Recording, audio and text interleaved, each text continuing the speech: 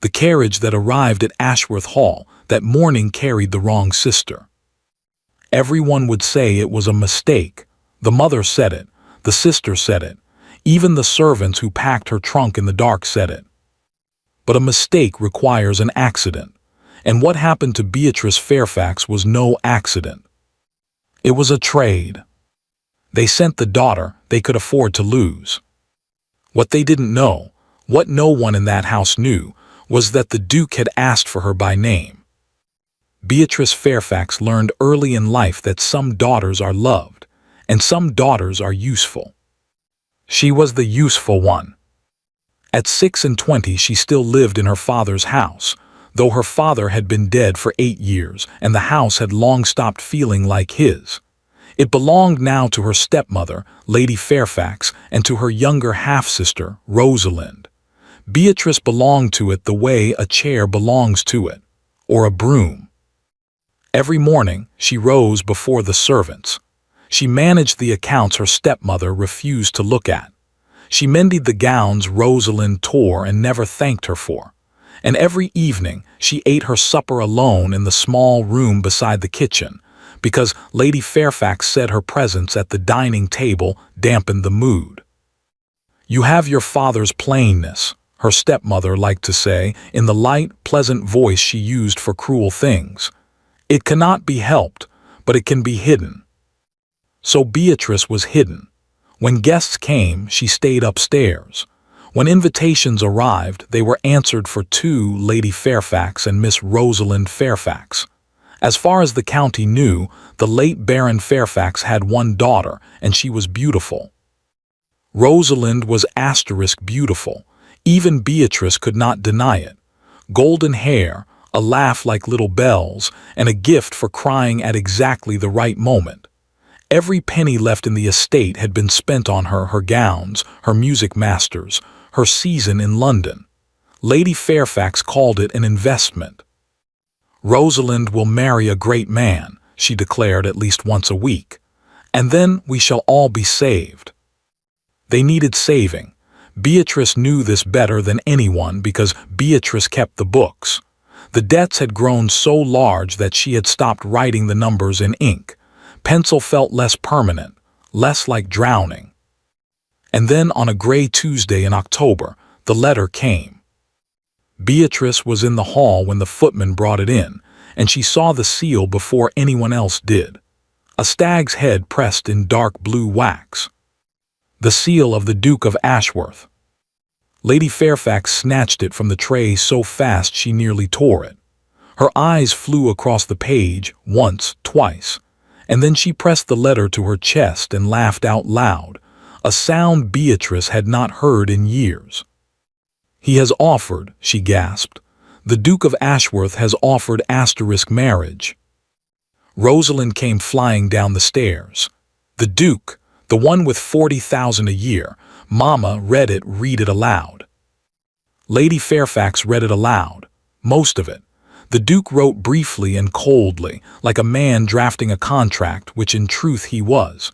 He proposed a marriage between himself and the daughter of the late Baron Fairfax. In exchange, all debts attached to the Fairfax estate would be settled in full within the month.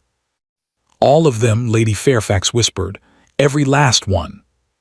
"But why?" Rosalind asked, twirling in the middle of the hall.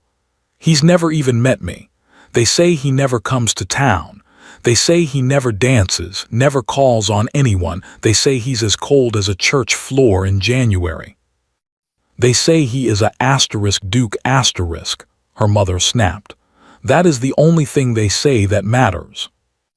No one asked Beatrice's opinion. No one noticed her standing by the window at all. That was ordinary. What was not ordinary was the small, strange thing she had glimpsed when the letter first came out of its envelope. A second page, folded behind the first. Lady Fairfax had read that page silently, and her face had flickered just for an instant with something that looked almost like confusion. Then she had tucked the second page into her sleeve, and it was never mentioned again. For 2 weeks the house was a storm of dressmakers and trunks and Rosalind singing. The wedding arrangements moved with astonishing speed. The Duke, it seemed, wanted no engagement season, no London announcement, no fuss. A bride was to be delivered to Ashworth Hall by the 1st of November, married quietly, settled quickly. Like buying a horse, Rosalind giggled.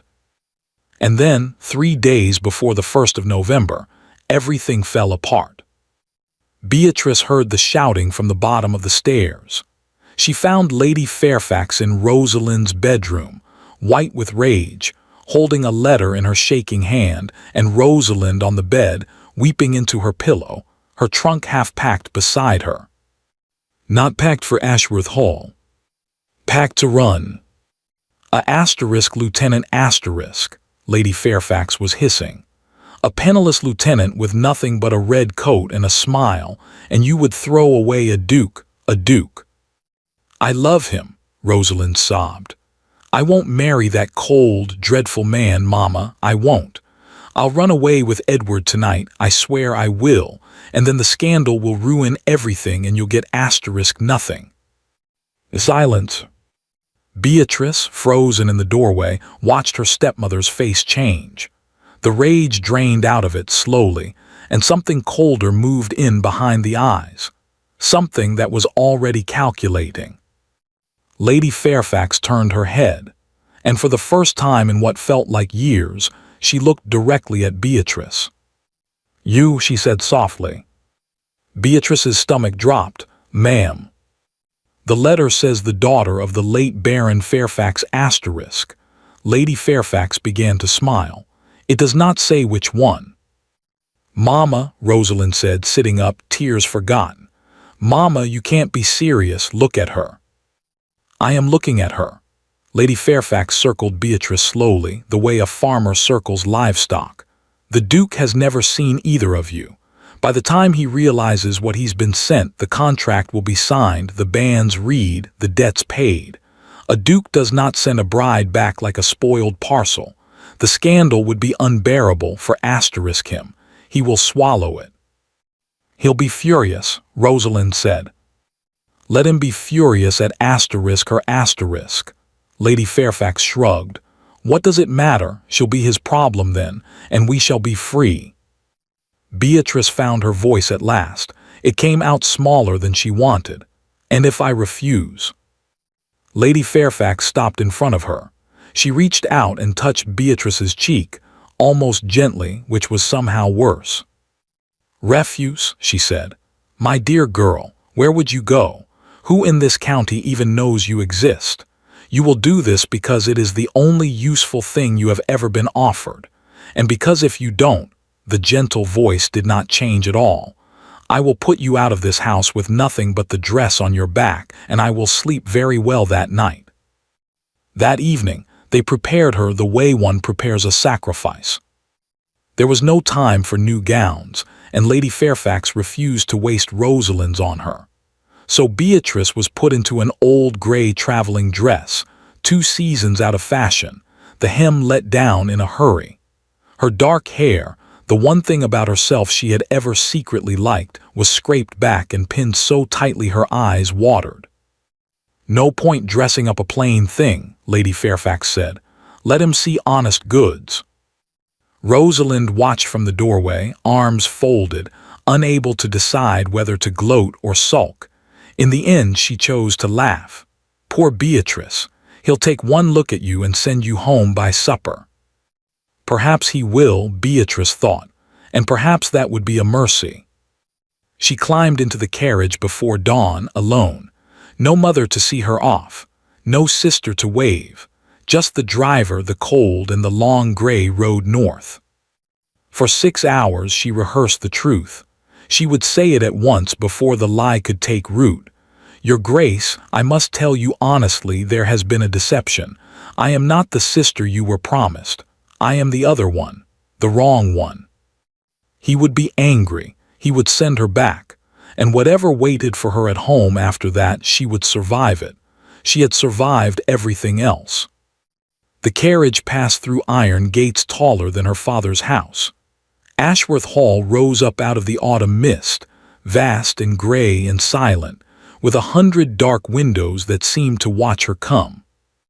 The carriage stopped, the door opened, and at the top of the stone steps stood a man she knew at once must be the Duke, tall, dark-haired, and utterly still, watching her with an expression she could not read at all. Beatrice gathered every scrap of courage she had left, stepped down onto the gravel, and opened her mouth to confess. "Your Grace, I must tell you the truth. There has been a mistake. I am not." "You must be tired from the journey," the Duke said. That was all. No shock, no anger, no questions. He simply turned to the butler and said, "Her rooms are ready. See that a fire is lit." Then he looked back at Beatrice, one long, quiet look that seemed, impossibly, to hold no surprise in it whatsoever. "Welcome to Ashworth Hall, Miss Fairfax," he said. "We dine at 7. And he walked into the house, leaving Beatrice standing on the gravel with her heart pounding, and a single, terrifying thought taking shape in her mind. He didn't ask which sister I was. Why didn't he ask? Dinner at Ashworth Hall was served at a table long enough to seat 30 people. There were 2. The Duke of Ashworth sat at the head, and Beatrice had been placed, not at the far end as she expected, but directly at his right hand, close enough to see the small scar above his left eyebrow, close enough that there was nowhere to hide. She had spent the afternoon in her rooms rehearsing her confession all over again. The rooms themselves had nearly undone her. They were beautiful, warm, quiet, with a fire already burning and a view of the gardens, and someone had placed fresh lavender on the writing desk. Beatrice had stood in the middle of all that comfort feeling like a thief. None of this is meant for me. It's meant for the sister they promised him. Now, with the soup untouched in front of her, she tried again. "Your Grace, this morning I attempted to tell you something, and I must. Do you not care for the soup?" Beatrice blinked. The soup is lovely, Your Grace, but I must speak plainly. Before the contract is signed, before the banns are read, there is something you must know about me, about my family, about. You prefer coffee to tea. It was not a question. Beatrice stopped, thrown entirely off course. "I beg your pardon. This afternoon, Mrs. Hobbs brought tea to your rooms and the tray came back untouched." The Duke did not look up from his plate. "Most ladies drink tea whether they want it or not because it is expected. You did not, which means you either dislike tea or you dislike pretending. I find myself hoping it is both." Beatrice sat very still. In 8 years, 8 years of running her stepmother's household, of eating alone by the kitchen, of being talked past and looked through, she could not remember the last time anyone had noticed what she did or did not drink. This man had known her for 5 hours. She said, "Coffee, yes, my father drank it. Everyone else found it too bitter, so after he died, it made the mornings feel less." She stopped herself. "Forgive me, that is hardly worth your Grace's attention." The Duke looked at her then. He had gray eyes, dark as the November sky outside, and they rested on her with a steadiness that was almost unnerving. "You were saying something about your family," he said. "Something I must know. Now say it now." "Yes." Her hands tightened in her lap. "Your Grace, the letter you sent, the offer of marriage, it was addressed to the daughter of the late Baron Fairfax. My family made an arrangement. The sister you were meant to receive, the one everyone intended for you, she is not the one sitting at this table. I am the eldest, the other one. You were deceived, and I will not begin whatever this is with a lie. If you wish to send me back, I will understand completely, and I will go tonight." There, it was done. Beatrice let out a breath and waited for the anger. The Duke of Ashworth finished his wine without hurry. He set the glass down, and he said, "The east wing is closed this time of year. The floors are being repaired. I would ask you not to walk there, the boards are unsafe. Everywhere else, the house is yours to explore as you please. The library is at the end of the south corridor. It was my grandfather's pride. It is currently the loneliest room in England." Beatrice stared at him. Your Grace, did you hear what I just told you? Every word. Then forgive me, but have you nothing to say to it? Something moved at the corner of his mouth, not quite a smile, more like the memory of one. You dislike pretending, he said. So do I when there is something worth saying, Miss Fairfax. I promise you will hear it. He rose from his chair and gave her a short, formal bow. Good night. Breakfast is at 8. I will tell Mrs. Hobbs to make coffee. And he was gone, his footsteps fading down the corridor, leaving Beatrice alone at a table set for 30, more confused than she had ever been in her life.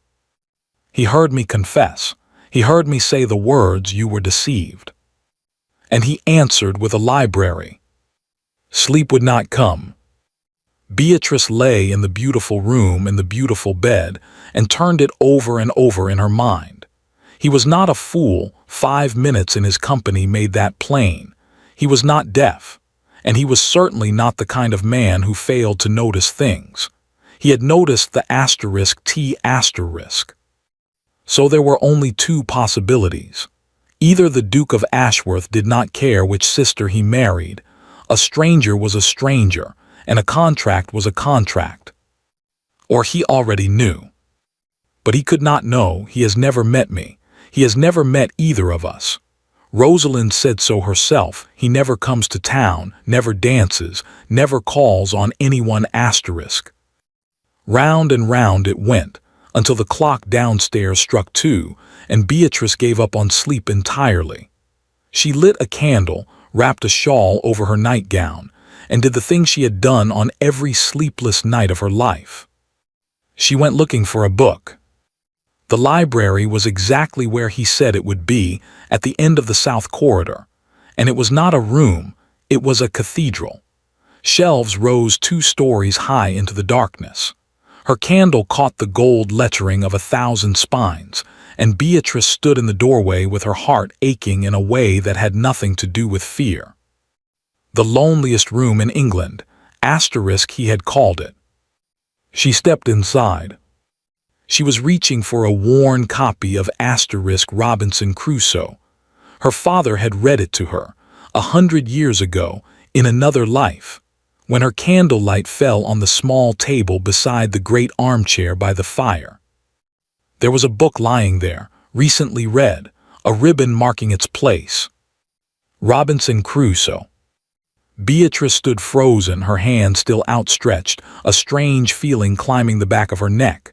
Of all the 1,000 books in this room, she shook herself. A coincidence. It is a famous book. Half of England has read it.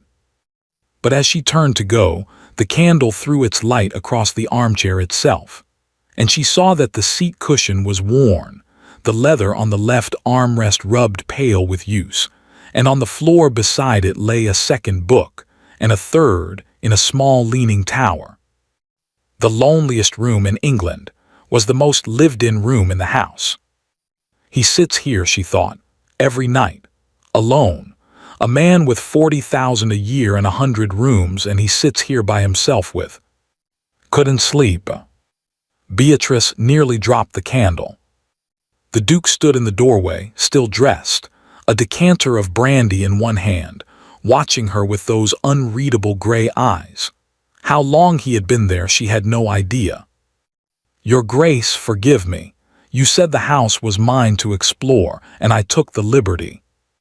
I said it and I meant it. He came in, set the decanter down, and glanced at the shelf where her hand had been a moment before. Something flickered across his face. Crusoe. Yes, my father used to read it to me. I haven't held a copy since he died. She hesitated. You are reading it as well, I see. Rereading, the Duke said. An old habit, from a time in my life when someone, he stopped. Whatever the end of that sentence was, he folded it away somewhere she could not follow.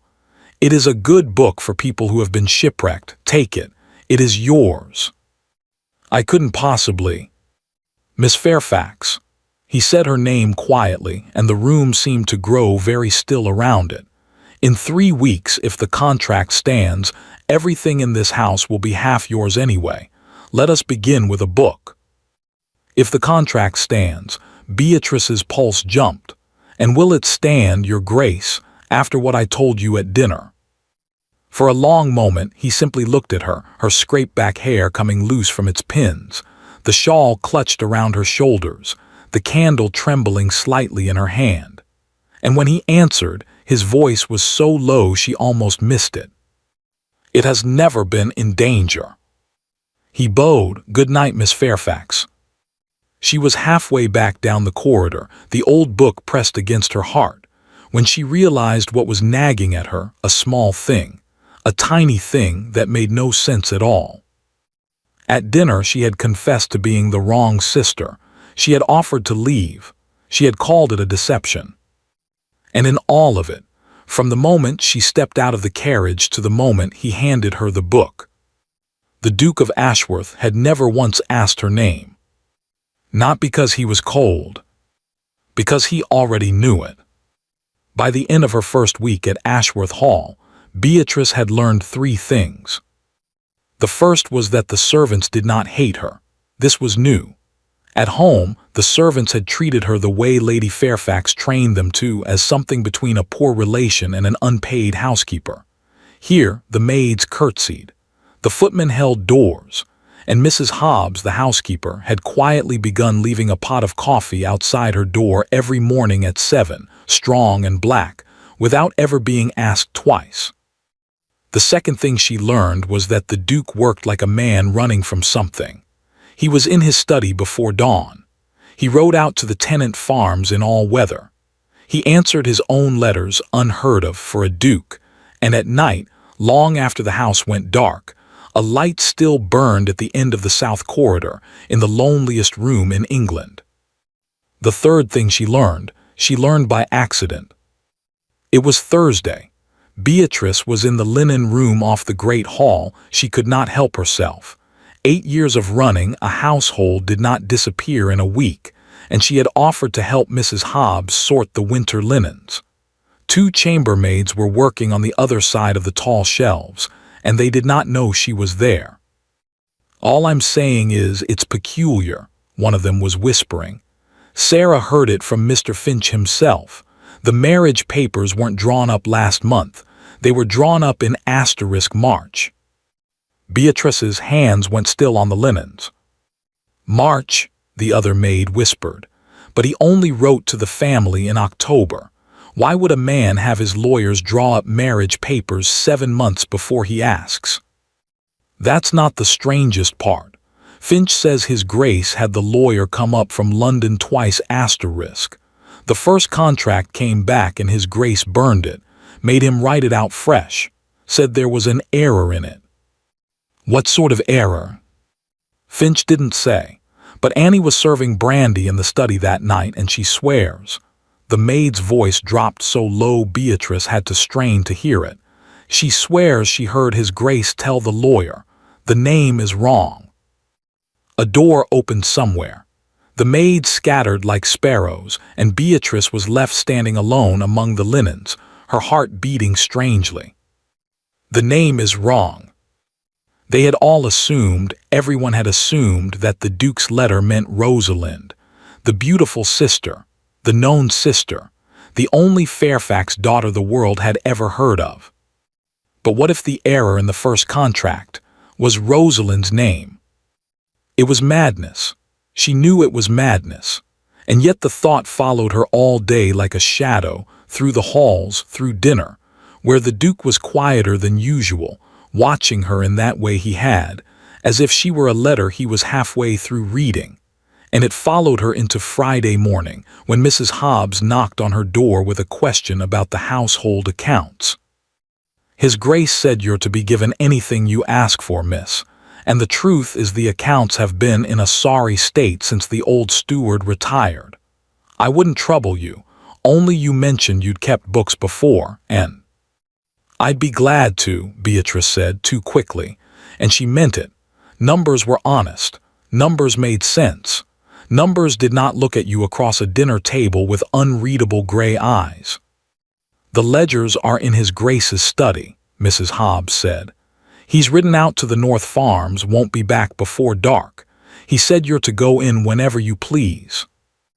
The study smelled of ink and leather and wood smoke.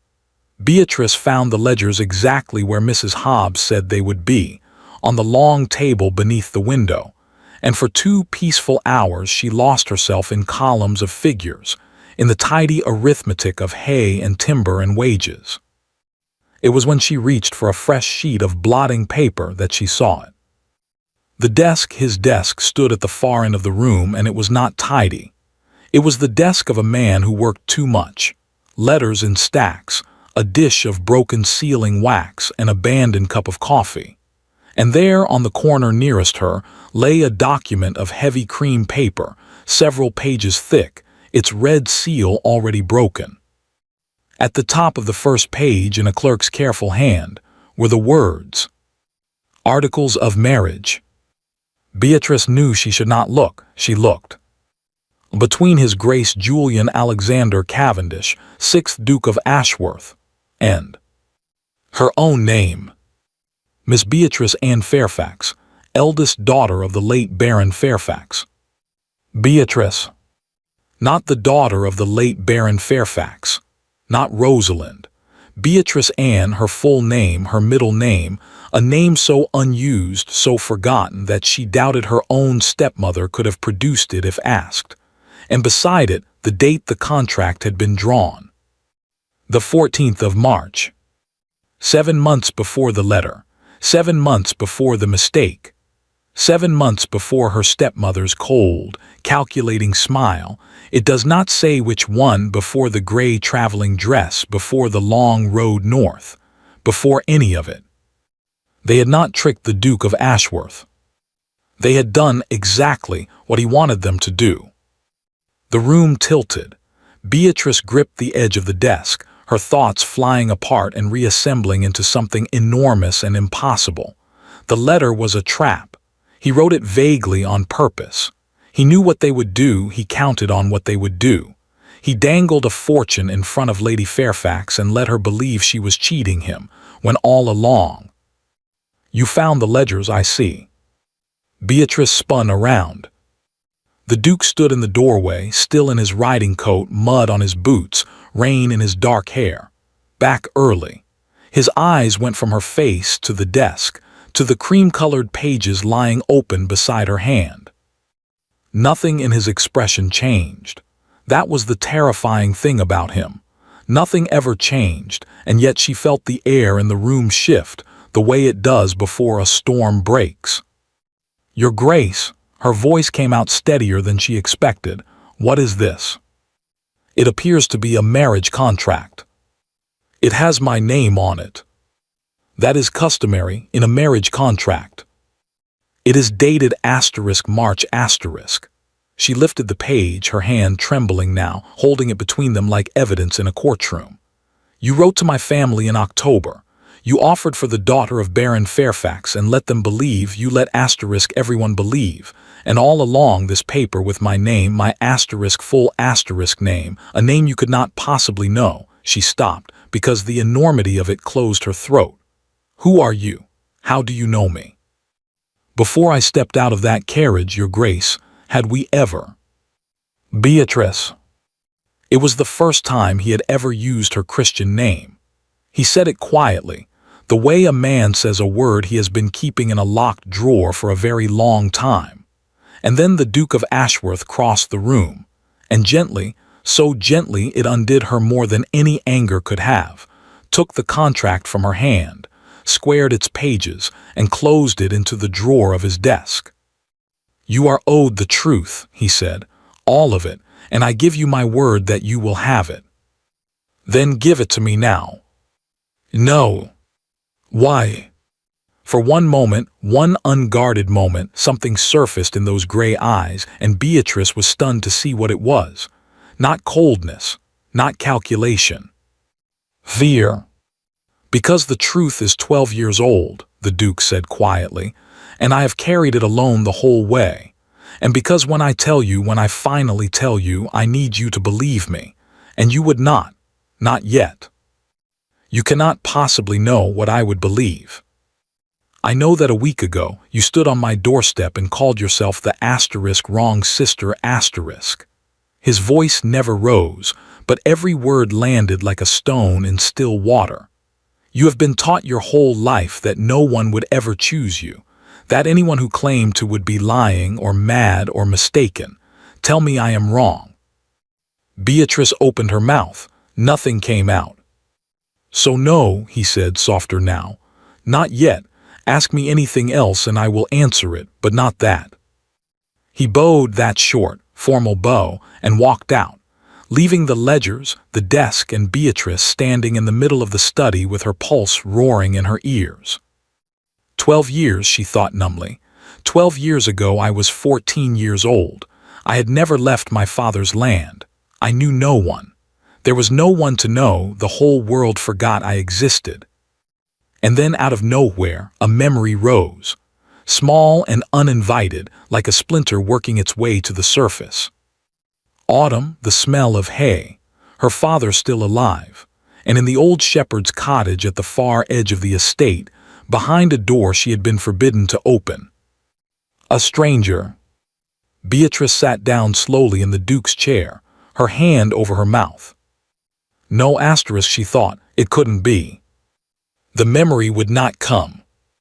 For 3 days, Beatrice chased it through the corridors of her own mind. Autumn, the smell of hay, the shepherd's cottage at the edge of her father's land, and a door she had been forbidden to open.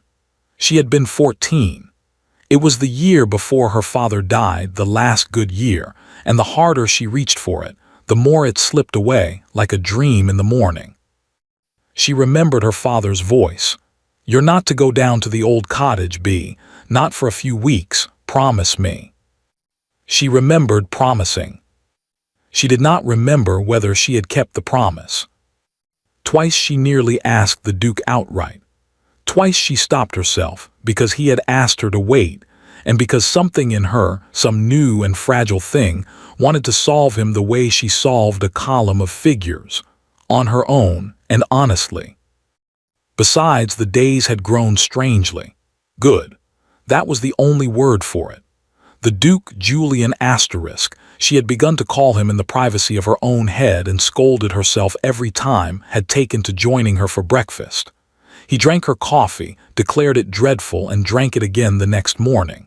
He asked her opinion on the tenant accounts and then, unlike any man she had ever known, listened to the answer.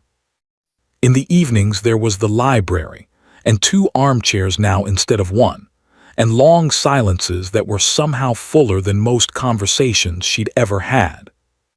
She was not foolish enough to call it happiness, but it was the nearest thing to it she could remember. Which is precisely when the carriage arrived. Beatrice heard it from the morning room, wheels on gravel, too fast, driven by someone in a temper. She reached the great hall just as the footman opened the doors, and the November wind blew in her past, her present, and every bad memory she owned. Lady Fairfax swept into Ashworth Hall as if she were reclaiming stolen property, and one step behind her, in traveling clothes of dove gray, her golden hair arranged into artful despair, her eyes rimmed becomingly pink. Rosalind. Beatrice, darling. Lady Fairfax's voice rang across the marble like a bell with a crack in it. Thank heaven, we came the moment we could. What a asterisk dreadful misunderstanding this has all been. Beatrice stood very still. Ma'am, Rosalind, what are you doing here? Doing here? My dear girl, we've come to rescue asterisk you. Her stepmother peeled off her gloves, finger by finger, taking inventory of the hall as she did, the paintings, the silver, the sheer height of the ceilings. Beatrice watched her do the arithmetic. The whole arrangement was a muddle from beginning to end. The wrong trunk packed, the wrong daughter sent, servants' errors entirely, and you, poor selfless creature, too dutiful to complain. Well, it is all going to be put right. Put right, Beatrice repeated. Rosalind has come to take her proper place. Lady Fairfax smiled her pleasant, terrible smile. And you may come home. Home, the word landed like a slap. The little room beside the kitchen. Supper alone. pencil in the ledgers because ink felt too much like drowning. Beatrice looked at her sister and understood the rest instantly, the way one understands the end of a story one has read before. "Where is the lieutenant?" Rosalind's chin trembled, and for a moment the artful despair became real despair, which was somehow worse. "Edward has taken a posting abroad," she said stiffly. "It transpires that his affections were exaggerated. He learned there was no money," Beatrice translated silently, "and he ran." She was surprised to feel, beneath 8 years of resentment, one small, unwanted stab of pity. Rosalind had been raised as a prize pig is raised, adored, adorned, and never once taught what to do when the fair is over. "I'm sorry," Beatrice said quietly and meant it. "Keep your sorrow," Rosalind's eyes flashed. "You're standing in my house."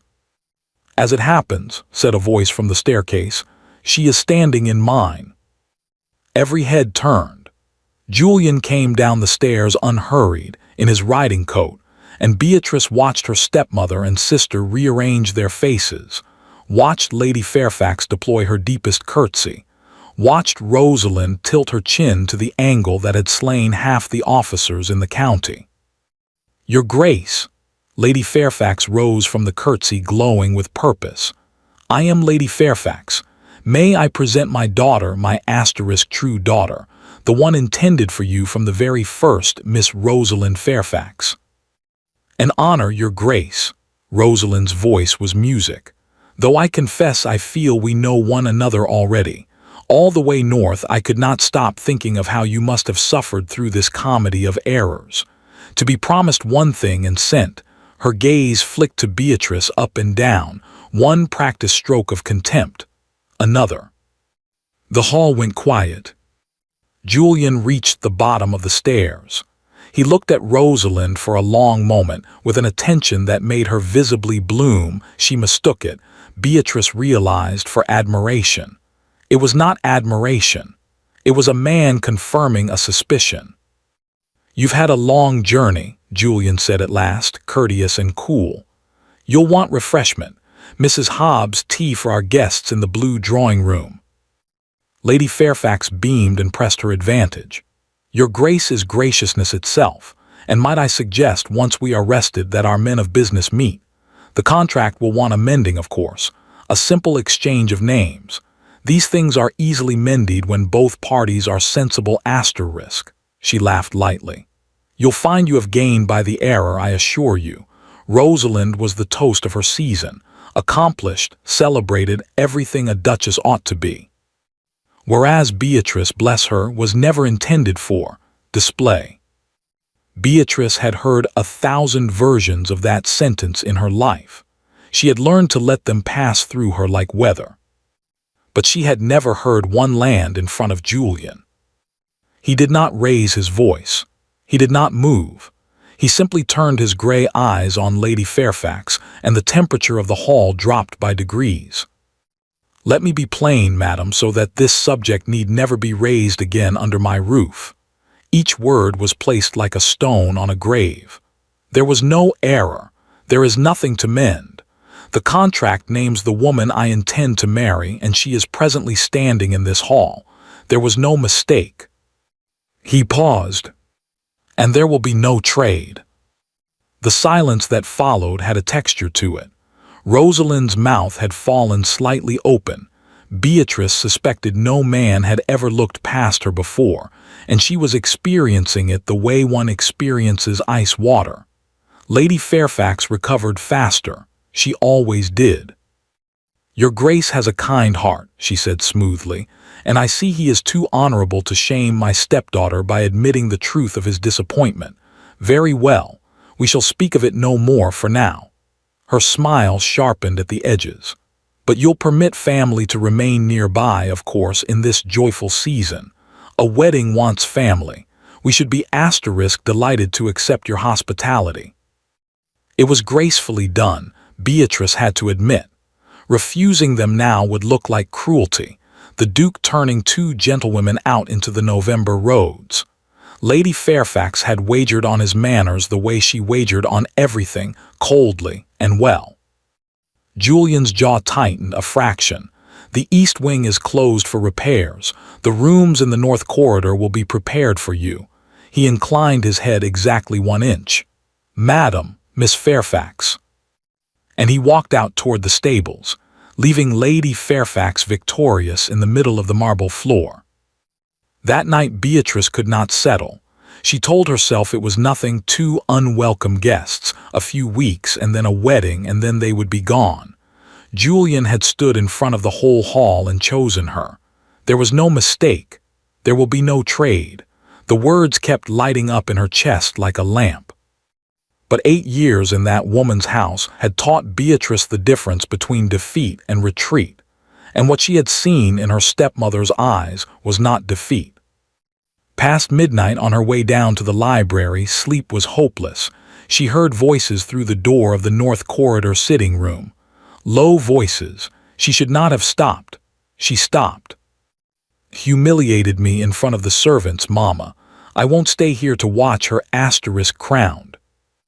You will stay and you will smile. Lady Fairfax's voice, stripped of all its drawing-room silk, hard as a coal scuttle. Look around you, girl. Look at what is 3 weeks from slipping through our fingers. There is time yet. Time for what? You heard him. He's made his choice. God knows why. She's nothing. She's furniture. Men do not change their minds, Lady Fairfax said softly, but they can be made to change their facts. A pause, then Rosalind, slower, interested despite herself. What does that mean? Floorboards creaked. Skirts rustled, and her stepmother's voice dropped so low that Beatrice, frozen in the dark corridor with her candle shaking, caught only fragments through the door. Before your father died, papers, if the Duke knew what she truly is. Then, terribly clearly, the sound of Lady Fairfax laughing, the real laugh, the one from behind closed doors, the one Beatrice had spent her whole childhood learning to fear. Trust me, my love, we did not come here to take the bride away from the wedding. Then what did we come for? To take the wedding away from the bride. Chapter 5 Sabotage. The war began quietly, the way Lady Fairfax's wars always did. On Monday, the Duke's grandmother's brooch disappeared. It was Rosalind who raised the alarm, Rosalind who had been shown the family jewels by a flattered maid. Rosalind who cried out at breakfast that the sapphire brooch, the brooch, the one the 4th Duchess wore in the portrait on the stairs, was missing from its case. And it was Lady Fairfax who suggested, with magnificent reluctance, that perhaps the servants' rooms ought to be searched. And the family's rooms too, of course, she added, laying her hand over her heart. All of us, fairness above everything. We must all be beyond suspicion in a house like this. The search was made, and the brooch was found wrapped in a handkerchief, tucked beneath the mattress in Beatrice's room. Beatrice stood in the doorway while Mrs. Hobbs lifted it out, and the world went white at the edges. She had seen this trick before, a missing thimble planted on a maid Lady Fairfax wanted dismissed, a lost coin found in the pocket of a stable boy who had been impertinent. She knew exactly how it worked. Knowing did not stop her hands from shaking. Oh, Beatrice. Lady Fairfax's voice was soft with sorrow, pitched to carry to every servant in the corridor. Oh, my dear girl, I had so hoped you'd outgrown this. I have never touched that brooch. Of course, dearest, of course you haven't. Her stepmother turned to Mrs. Hobbs with a small, brave, suffering smile that said everything a court of law could never prove.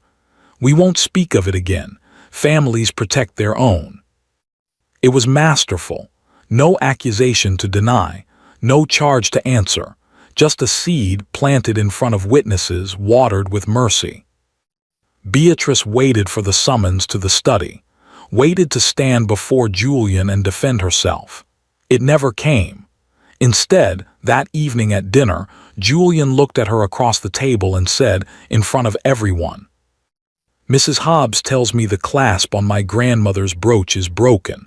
Odd, it was sound when I put it away in the case myself, on Sunday night." He took a sip of wine. "After the jewels were viewed, I find I sleep better knowing exactly where the valuable things in this house are." He said it mildly to no one at all. Lady Fairfax's smile stayed perfectly in place, but her knuckles around her fork went briefly white. He saw through it, Beatrice thought, weak with relief. He sees through all of it. She thought that meant she was safe. She had not yet understood that she was not the target. The dinner for the county was Rosalind's idea, proposed sweetly, publicly, impossible to refuse. "The neighborhood will want to meet the future Duchess, Your Grace. People talk so when things are kept hidden. Secrecy breeds stories." And so on Saturday, Ashworth Hall lit its windows for the first time in a decade. 12 families, the Lord Lieutenant, a bishop, Beatrice, who had never in her life been to a dinner of more than 8 people, because she had never been invited, not even to her own family's table, spent the week quietly terrified and secretly, foolishly hopeful. Because there was a gown. Julian had sent to York for it. She was not supposed to know, but Mrs. Hobbs told her anyway, glowing. Deep blue silk, the color of the sapphire brooch, the color of ink. The first beautiful thing that had ever belonged to her. When she tried it on, the seamstress held up the glass, and Beatrice looked at the woman reflected there and did not recognize her, and had to pretend the tears were about the pins. On Saturday evening, 1 hour before the guests arrived, she went up to dress. The gown lay on her bed where the maid had left it, and down the whole length of the skirt from waist to hem gaped a long, savage tear, not a snag, not an accident but a cut, made with scissors and moved by hate. India ink had been poured across the bodice. The blue silk had drunk it black. Beatrice stood over the ruin of the first beautiful thing she had ever owned, and she did not cry. That frightened her more than crying would have. She simply stood there, hollowed out, while below her window the first carriages came crunching up the drive. The door opened behind her. She knew the perfume before she turned. "Oh dear," said Lady Fairfax placidly, surveying the wreckage. "How tragic, and no time at all to mend it. Well, you shall simply have to be unwell tonight. A headache. I'll make your excuses, I'm rather good at them." She moved to the window and looked down at the arriving gentry, and her voice, when it came again, had dropped its performance entirely. It was almost kind. That was the horror of it. "Let me tell you what happens now, Beatrice, because unlike everyone else in this house, I have never once lied to you about what you are. Tonight you stay in this room, and in the days after you will begin to understand your situation. The brooch was a lesson. The gown was a lesson. Here is the last one, and it is free." She turned. "I have in my possession a paper concerning your birth. Yours, my dear, not Rosalind's. A paper your poor father spent a great deal of effort to bury, and which I have spent 8 years keeping safe for a rainy day. If you stand beside that man in a church, I will see that every bishop, every magistrate, and every scandal sheet in England reads it. They will not ruin you. You were never high enough to fall. They will ruin him. His name, his mother's name, everything he has spent 12 years rebuilding. Dukes have been dragged through the courts for less." "You're lying," Beatrice whispered. "There is no paper." "Perhaps," Lady Fairfax smiled. "Ask yourself whether he can afford for you to be wrong. You claim to care for him. Oh, don't look so startled. You've gone transparent as glass, girl, you always were. Then do what caring people do." She walked to the door and paused, her hand on the latch, her voice dropping to something almost gentle. "Disappear." Beatrice did not go down to dinner. Through the floorboards all evening came music and laughter and the bright clatter of silver, the sound of a world with no place in it for her. Twice someone knocked. Twice she said she was unwell. The second time the voice through the door was Julian's, low and careful. "Beatrice, whatever has happened, open the door." She pressed her hand flat against the wood, 1 inch of oak between them, and closed her eyes and said, "Please give my apologies to your guests, Your Grace." A long silence, then his footsteps going away. It is better this way, she told herself over and over, while she pulled her old gray traveling dress from the bottom of the wardrobe, the one they had sent her north in, the one that fit the person she had apparently never stopped being. He built something out of ruins, and I will not be the reason it falls. She'll follow me. She has what she wants if I go, she only needs me gone. He'll be angry, and then he'll be relieved, and then in a year he'll be someone's happy husband, and I. She packed the way she did everything, quickly, neatly, and without permitting herself to feel it. The carpet bag held almost nothing. 8 years in her stepmother's house, 3 weeks in his, and everything she owned in the world still fit in one hand. At the last moment, hating herself, unable to stop, she took Robinson Crusoe from the nightstand and put it in the bag. He said it was mine, just this, just one thing. The house was dark and sleeping when she eased open her door. Julian was leaning against the wall of the corridor, directly opposite, arms crossed, fully dressed, as if he had been standing there for hours. As if he had known. Beatrice froze, the carpet bag betraying her in her hand. For a moment, neither of them spoke. She waited for anger, braced for it. What she saw in his face was worse. It was calm. The desperate, held-together calm of a man watching the thing he feared most walk toward him in slippers and an old gray dress.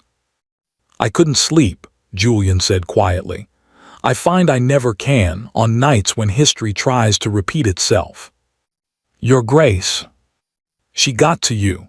It wasn't a question. I don't know what she used yet, I will, but I know the shape of it. It will have been dressed up as protecting me. That is the only lever in the world that moves you, Beatrice. She's had 3 weeks to find it, and she is nothing if not thorough." "Please," her voice broke on the word, "please don't make this harder. If you knew what staying would cost you." "Cost asterisk me asterisk." Something flared behind the gray at last, 12 years of it. He crossed the corridor slowly and stopped an arm's length away, close enough that she could see he had not slept, perhaps not for days. "You are about to walk out of my house in the middle of the night in November to save me. So I am asking you this once to stand still for 1 minute first. 1 minute. Then, if you still choose the door, I'll have the carriage brought around myself. You will not walk to the village in the dark. Even runaways deserve warm feet." Despite everything, the ruined gown, the wreckage of the whole night, a laugh escaped her, half a sob. 1 minute for what? Julian reached into his coat. What he took out was not a document, not money, none of the weapons of powerful men. It was a letter, unsealed, ancient, soft and gray along the folds, as if it had been opened and refolded 1,000 times, as if it had been carried against a heart for years. He held it out to her, and his hand, his steady, unreadable hand, was not entirely steady. "If you leave," said the Duke of Ashworth, "take this with you." Beatrice looked down. There on the front of the letter, in faded ink, in a hand she did not know, was her own name. And the date in the corner was 12 years old. 12 years ago, they did not stay in the corridor. Julian led her down to the library, where else, and lit the lamps, and put her in the worn armchair by the fire as carefully as if she were made of paper. Then he stepped back, put his hands behind his back like a man awaiting sentencing, and said, "Read it." The letter was soft as cloth from years of folding. Beatrice opened it with hands that would not quite obey her, and tilted it toward the firelight and read. "Miss Beatrice Fairfax, I have started this letter 11 times. I am a coward in only one respect, and you are holding it. You do not know my name. For 5 weeks you knew me only as the man behind the forbidden door, and you never once asked, which, I have since learned, is the rarest form of kindness there is. So before anything else, my name is Julian. I was 20 years old when your father found me half dead in the ditch on the North Road, and I am alive because of two people. One of them buried the secret. The other one read to it. The fire cracked. The words swam. Beatrice looked up. "The cottage," she whispered. "The shepherd's cottage, the door I wasn't to open." "Your father kept his word to me better than my own family ever did," Julian said quietly. "He told no one, not your stepmother, not the servants. He was warned there could be trouble in it for him, and he hid me anyway." A pause. He could not have known his 14-year-old daughter poached apples from the orchard by way of the cottage path. "And it came back. Not in pieces this time, all at once, a door swinging open 12 years deep. Autumn, the smell of hay and windfall apples, smoke from a chimney that should have been cold. She had peered through the gap in the shutters expecting a tramp and found instead a young man asleep in the narrow bed, his arm splinted, his ribs bound, his face so bruised it was hardly a face at all. And on the floor beside the bed, a book he had evidently tried to hold and dropped. "You couldn't hold the book," she heard herself say, dazed, the memory speaking through her. "Your arm was broken, both arms, the right one and the left wrist. You'd been thrown, and then the men who robbed you," she stopped, her hand over her mouth. "I brought you apples and bread when I could take it without Cook noticing, and I read to you. Through the window at first because I was frightened to come in, and you said," the tears came now absurdly, 12 years late. "You said a little louder, if you please, the hero cannot hear you." "Robinson Crusoe," Julian said. "Chapter 4. You read like the words tasted of something. No one had ever read to me in my life, not my nurse, not my mother. I was the third son of a great house, Beatrice. Third sons are given a horse, a temper, and the family's contempt in that order." He looked into the fire. "You asked me once why I was there, and I wouldn't say, so you invented answers. Do you remember what you decided?" "That you were a prince," Beatrice whispered, "fleeing a usurper." "I was a boy fleeing his own father." The words came out flat and old, worn smooth like the letter. There had been a quarrel, the kind that ends a family. My father had discovered that my eldest brother's debts were about to disgrace us all, and he needed someone to carry the blame that wasn't the heir. Third sons are also useful for that. I refused, and I said things a 20-year-old says, and I rode out of Ashworth at night, meaning never to come back.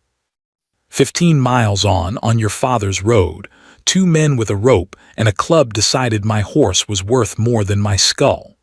They were very nearly right. He crossed to the mantel, and his voice steadied into something quieter. "Your father found me at dawn. I begged him, no doctor, no letters, no name.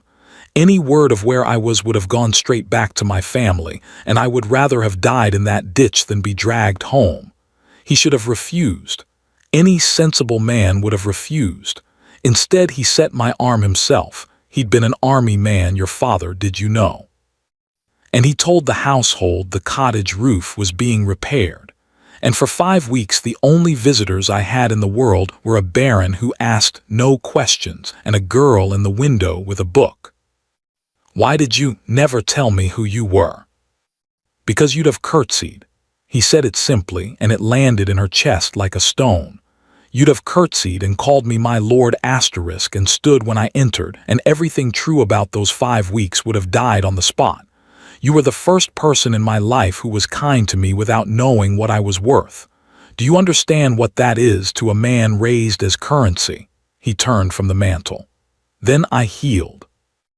And your father came to me one evening and said the word had come from Ashworth. My second brother's regiment was posted abroad, and my father required a son to go in his place, and if I did not appear, the search would begin, and it would end at his cottage. So I went. I stood at that window on the last morning and watched you come up the path with your basket, and I let you find the cottage empty. It is the act of my life I am least proud of.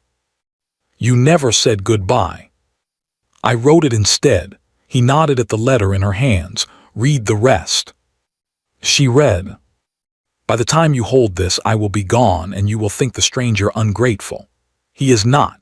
He intends to repay you, and he has taken an inventory of everything he owes. 41 apples, one blue ribbon used as a bookmark and never returned, and the whole of Robinson Crusoe twice. A gentleman settles his debts. This one has nothing yet to settle them with, but he means to have someday, and when he does, he will come back to the girl who read to a stranger and told no one. If she will have him. Wait for the story's end, Miss Fairfax. The castaway gets off the island. J**. The signature was smudged, as if the ink had still been wet when the paper was folded, or as if a thumb had passed over it many hundreds of times across many years. You never sent it, Beatrice said. I had nothing. The letter promises repayment sent from a third son with a soldier's pay. It would have been an insult. So I told myself, next year when I have something, next year. His jaw tightened. Then the fever came through Ashworth the winter I was 25. It took my father in a week. It took both of my brothers in a month. And the boy nobody wanted came home to a dukedom so drowned in his brother's debts that the bailiffs were in the portrait gallery. He exhaled. 12 years, Beatrice. It took 12 years to drag this estate out of the grave. I ended each of them the same way. I took out this letter, and I read my own promise back to myself, and I said, not yet. Not until the name I offer her is worth having. He came and knelt by the armchair then, the Duke of Ashworth, on his knees on his own library floor, so that his eyes were level with hers. Last spring the last debt was paid. I sat down that same evening and had my lawyer draw the contract. He assumed the whole world assumed, and he wrote your sister's name because the world has only ever been told of one Fairfax daughter. I burned it and made him write it again. Then I wrote to your stepmother, and I made the offer vague on the main page, and on the second page, for her eyes alone, I named you, Beatrice Anne, by name twice so there could be no mistake. His voice dropped. I dangled a fortune in front of a greedy woman and let her believe whatever she needed to believe, so long as the right sister was in the carriage. I am not proud of the method. I could not risk the alternative. If she had known what you were worth to me, she would have set the price accordingly. She has traded in you your whole life. I refuse to let you be traded one last time. The second page. The flicker of confusion on her stepmother's face, that gray Tuesday in the hall. It does not say which one, spoken by a woman with the page that said which one folded inside her sleeve. Even the sacrifice had been theater. She had been sent north like a punishment, in a scraped bun and an old gray dress, by a woman who knew, who had always known, that she was sending exactly the bride the Duke demanded. I confess to you, Beatrice said slowly, that first night at dinner, I called myself the wrong sister. I offered to leave, and you sat there and let me believe. I know. For the first time since she had met him, Julian looked ashamed. You stood in my hall, thin as a rail, in a dress they punished you with, and you apologized to me for existing. If I had told you the truth that night, I have loved you since I was 20. I built all of this to be worthy of a girl in a window. Tell me honestly, what would you have done? Beatrice opened her mouth. You'd have run, he said gently. You'd have decided it was a madman's fancy or a cruel joke or a mistake, soon regretted anything at all except the truth, because they spent 26 years teaching you the truth was impossible. So I waited. I gave you coffee and ledgers and a library and time. I let you learn me the way you learn anything, slowly and on evidence. The ghost of a smile. You are a bookkeeper, Beatrice. I have been balancing my account. The fire had burned low.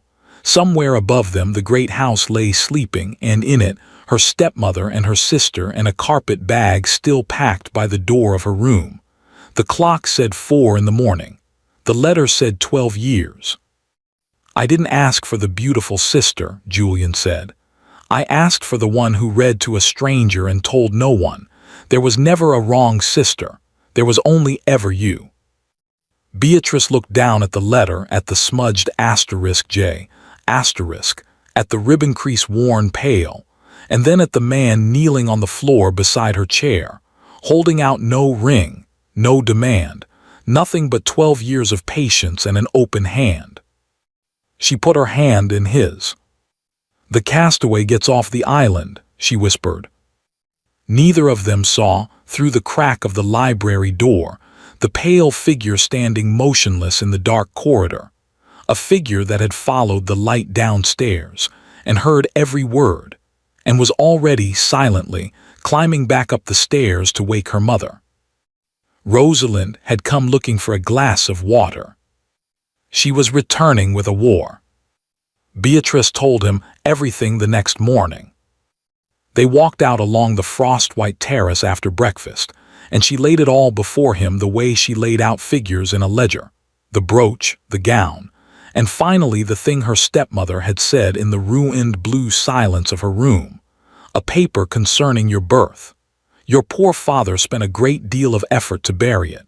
Stand beside that man in a church, and every scandal sheet in England reads it. Julian listened the way he always listened, completely, without interrupting, and when she finished, he was quiet for a long moment, his breath clouding in the cold air. "Do you believe it exists?" he asked. "This paper?" "I believe something exists," Beatrice said slowly. "She lies the way other people breathe, but she never bluffs without a card. It's not her way, and there are things," she hesitated. "Julian, my father never spoke of my mother, not once in my whole life. Her portrait was taken down before I was old enough to remember it hanging. When I asked, he would only say she was the best of women and leave the room. I always thought it was grief." Her voice dropped. "What if it was something else?" "Then it changes nothing. It changes everything asterisk. If I am not what the contract says I am, if there is scandal in my blood, she isn't wrong about what it would cost you. The courts, the College of Heralds, the papers." "Beatrice." He stopped walking and turned her gently to face him. 12 years ago, a man with no name lay in a cottage, and a girl decided he was worth apples and Robinson Crusoe without asking for his pedigree. You set the family custom. I'm merely observing it. The gray eyes held hers, steady as a handshake. "Whatever is on that paper, if there is a paper, we will read it in daylight together, and it will be one more thing we know. That is all a secret is once it's out, a thing you know. It is only a weapon while it lives in her sleeve. She'll use it before the wedding. She has nothing to gain by waiting." "I know." Something cooled and sharpened in his face, the look, she now understood, of a man who had spent 12 years across negotiating tables from bankers who wanted to bury him. "So let me tell you how the next 3 weeks will go. You are going to plan a wedding. I am going to write some letters. And your stepmother is going to discover that she has spent her whole life playing cards against children, and that she is now at a table with a grown man." He lifted her hand and pressed his lips to her gloved knuckles, and his voice softened all the way through. "Leave her to me. Can you do that? After 26 years of facing everything alone, can you let it be my turn?" Beatrice looked at him, and did the bravest thing she had ever done. Braver than the confession at dinner, braver than the midnight corridor. She said yes. And so came the weeks that Beatrice would keep, all her life, in the place where other people kept their jewels.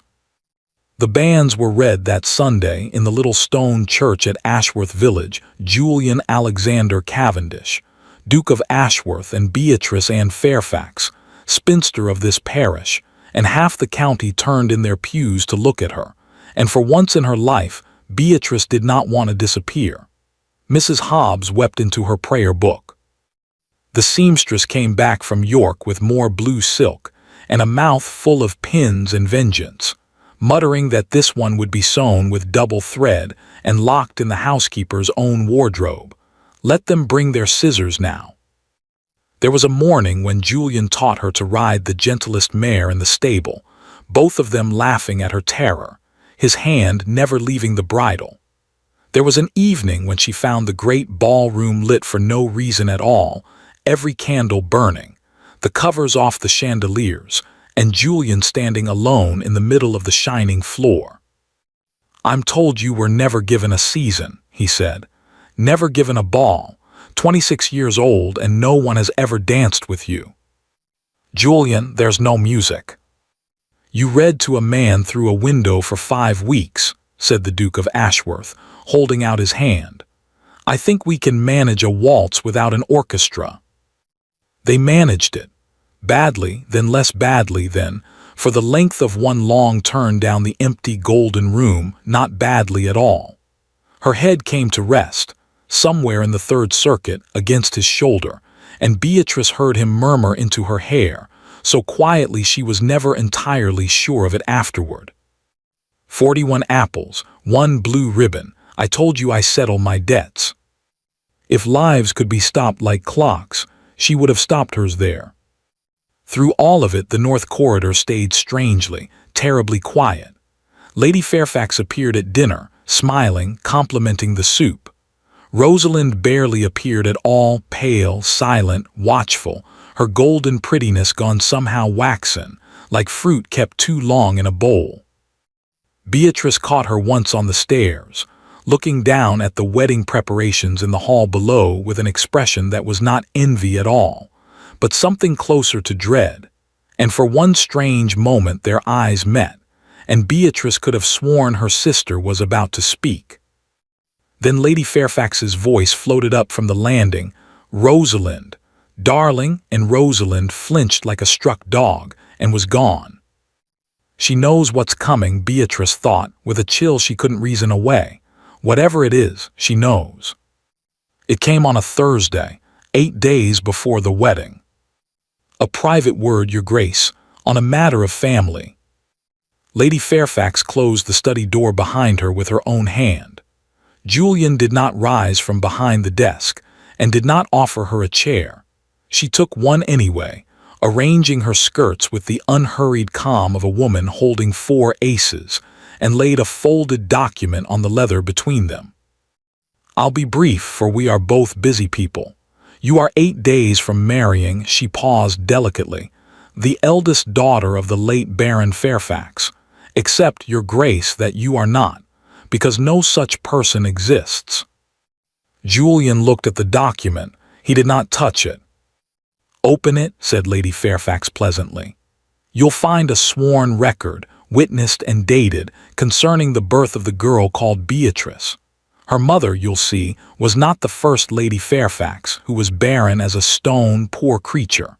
Her mother was a servant in my late husband's household, and there was no marriage, Your Grace, whatever the parish register was later persuaded to say. The child was smuggled into the nursery, and a lie was smuggled into the record, and my husband spent the rest of his life and a good deal of his fortune keeping it buried. He confessed it to me before he died. Husbands do at the end, and I have kept it safe ever since. She smiled. Out of family feeling. Out of family feeling, Julian repeated without inflection. You see the difficulty. Your contract names the asterisk daughter of Baron Fairfax asterisk. Marry the girl and you marry a servant's natural child under a false name, the contract void, the marriage a fraud, the succession of Ashworth open to challenge by every cousin with a lawyer. And it will come out, Your Grace. These things always come out. Unless, she let the word sit there, warming its hands, unless the family manages it quietly, the banns can be stopped. Grooms fall ill, weddings are postponed and quietly dissolved. The world forgets in a season. You keep your name, I keep my paper buried. The girl is spared the humiliation of public exposure. I do think of her welfare, whatever she may tell you, and since a duke ought not to be left without a bride entirely. She spread her hands modestly. There remains a Fairfax daughter of unimpeachable birth. And if I refuse? Then on the wedding morning, this document reaches the Morning Post asterisk, the Lord Chancellor's office, and every peer in the county, and instead of a wedding, Your Grace, you will have a trial. I am told the courts take years. Her voice never lost its warmth. You have rebuilt a great deal in 12 years. It would be a pity to spend the next 12 watching it taken apart, over a girl whose own blood tells you she was never worth it. One word to her, by the way, one hint, one warning, one midnight confession in that library you're both so fond of, and I publish at once. I do hope that's understood. Her ignorance is the only thing you're buying. The clock on the mantel ticked. Outside, faintly, came the sound of hammering the carpenters, building the wedding arch. Julian reached out at last and drew the document toward him. He read it once slowly, all the way through, his face as unreadable as the day Beatrice had first seen him at the top of the steps. Whatever he felt did not reach the surface. But 12 years of contracts had taught his eyes to move through a page the way a surgeon's fingers move through a wound. And somewhere in that careful, silent reading, they stopped. For half a heartbeat, on the witness line, then moved on. "You'll have my answer in a week," he said. "You'll give it to me in 3 days." Lady Fairfax rose, victory sitting on her like a fur. "Weddings are so difficult to stop at the last moment. Good morning, Your Grace. I'll see myself out. I'm quite at home here already." The door clicked shut. Julian sat alone in the study for a long time, the document open on the desk before him, the hammering of the wedding arch echoing faintly through the glass. Then he drew out a sheet of paper and dipped his pen, and began to write fast, in a hand quite unlike his usual careful script.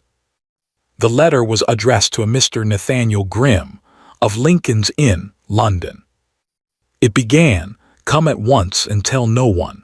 Bring the Fairfax file, all of it, and find me the man who witnessed a certain document 26 years ago. I have 3 days, and I believe I have found a ghost." The change came overnight, and Beatrice felt it before she could name it, the way one feels a window left open somewhere in a warm house. On Friday morning, Julian was not at breakfast. "Estate business," said the footman. On Friday evening he was at dinner but not at the table, present in body, answering in single words, his eyes fixed somewhere beyond the candles. When she asked if he was unwell, he said, "Tired, forgive me," and retired early. There was no library that night. For the first time since her arrival at Ashworth Hall, the light at the end of the south corridor stayed dark. On Saturday, a closed carriage arrived from the London road, mud to the axles, and a thin man in black was taken straight through to the study by Julian himself. No introduction, no name offered. The study door was locked from the inside. Trays were left outside it. When Beatrice passed in the corridor that afternoon, she heard the low, urgent murmur of men's voices, and then Julian's, suddenly sharp, in a fragment that stopped her heart between one step and the next. "Then say it plainly. If it is true, the marriage cannot stand as written." The thin man's murmur, a drawer slamming. "No, she can know nothing of this. Nothing, do you understand me? Not until it's finished." Beatrice stood in the corridor with her hand pressed to her mouth, and then made herself walk on, because the alternative was to sink to the floor where the servants would find her. "If it is true, the marriage cannot stand. She can know nothing of this." There were, she told herself that night, staring at the canopy of her beautiful bed, 100 innocent explanations. She lined them up like figures in a column.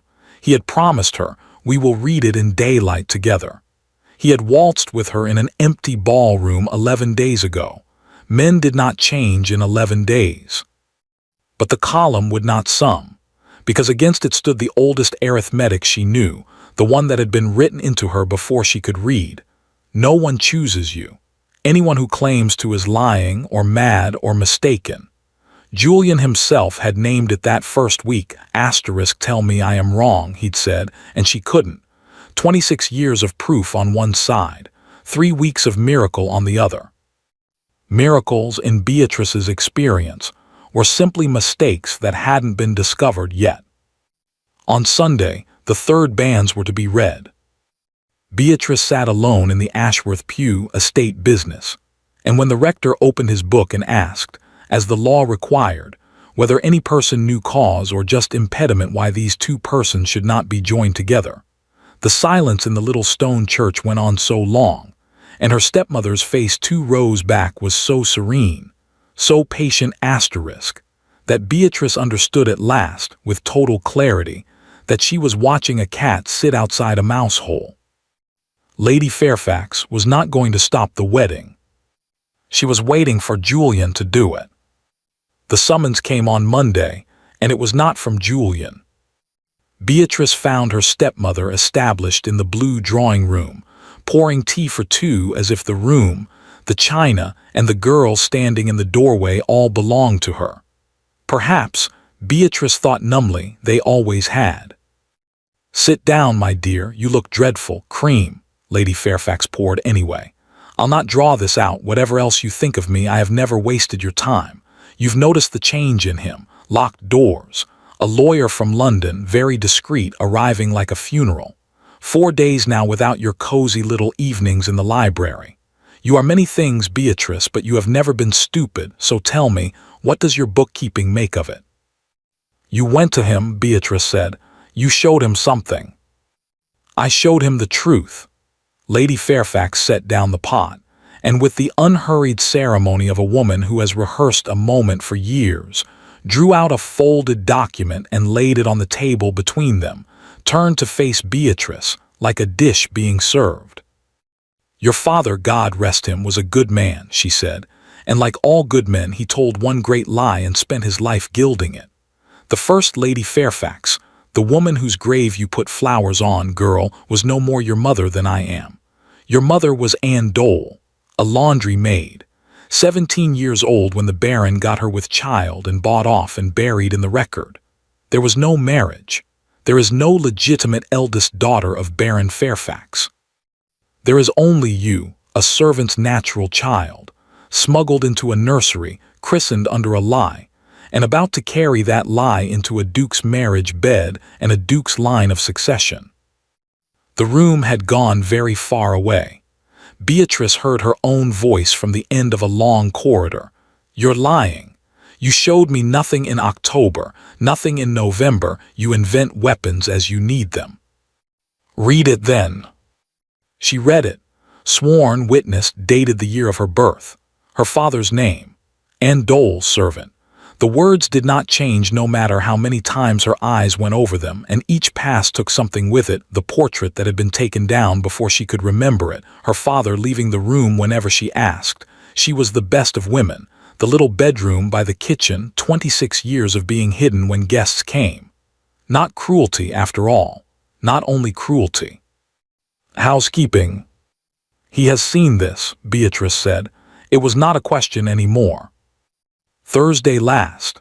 Lady Fairfax's voice gentled into its most dangerous register, the one that sounded like mercy. "And I will give him this much, he did not rage.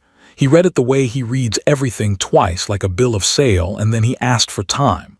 Men always ask for time, dear. It is how they say asterisk yes slowly. The lawyer came Saturday.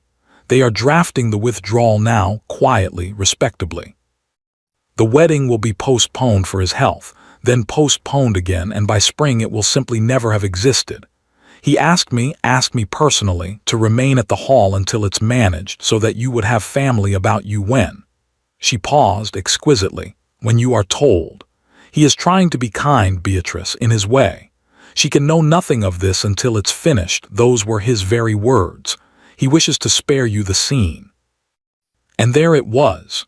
His own voice, his own words, heard with her own ears through a study door, handed back to her now with their meaning turned inside out, and fitting perfectly.